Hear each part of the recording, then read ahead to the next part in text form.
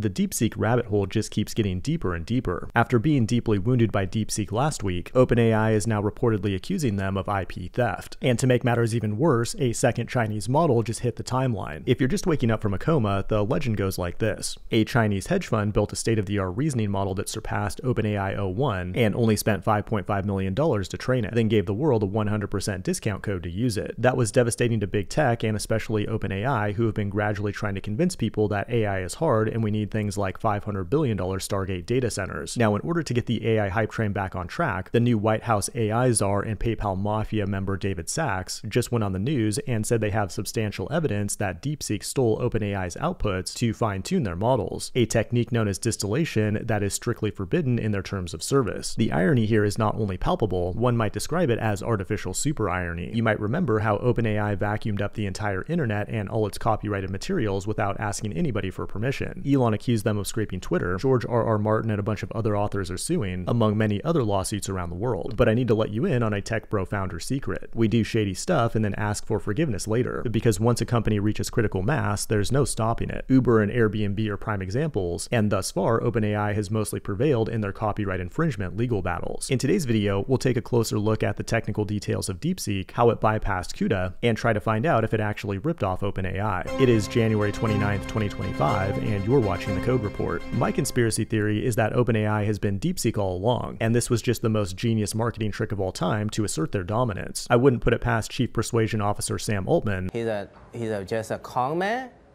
and he lies to everyone.